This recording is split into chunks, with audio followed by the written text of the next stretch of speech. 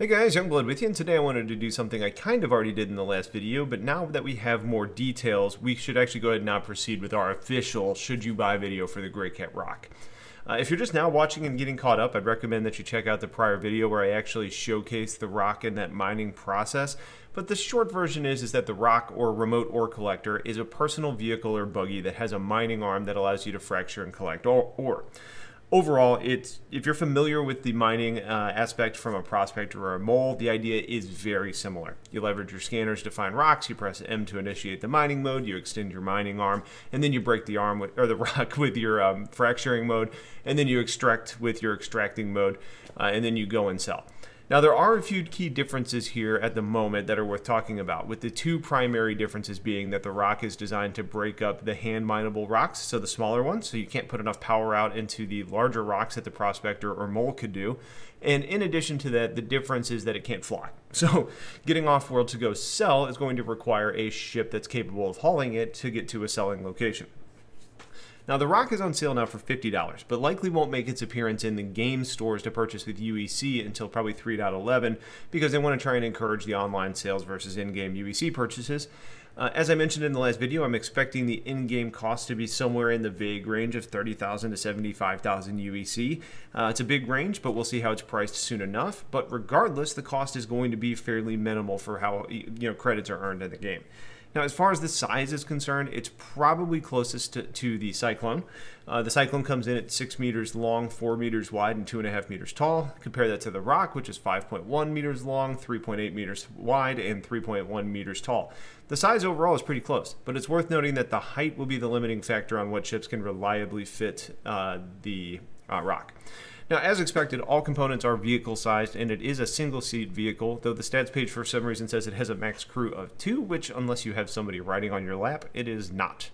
And then when you look at the ore storage capability, it can carry about 0.8 SCU, according to the brochure. Now, since I've already covered this vehicle in a lot of detail, I'm going to go ahead and jump into the should you buy portion of this video, so I'm not too redundant about anything.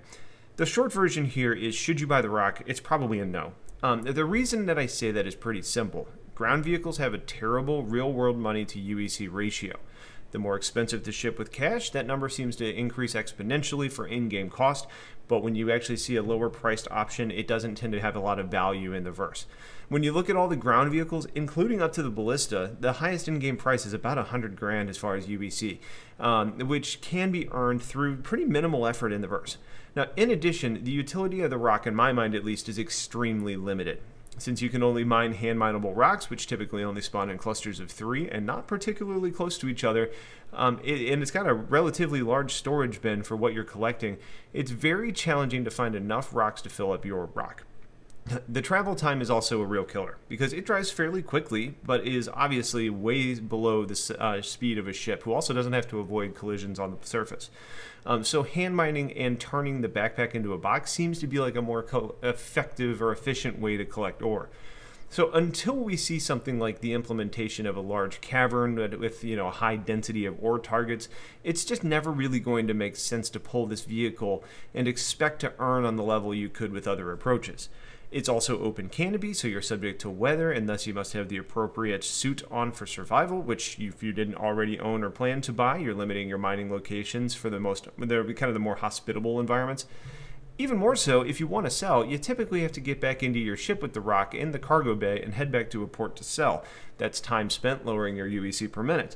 Now, there are notes now that say that there are some outpost locations that have been updated to purchase hand-mineable ore, so that would be a better gameplay loop to spawn one at an outpost, go mine, and come back and sell it and repeat.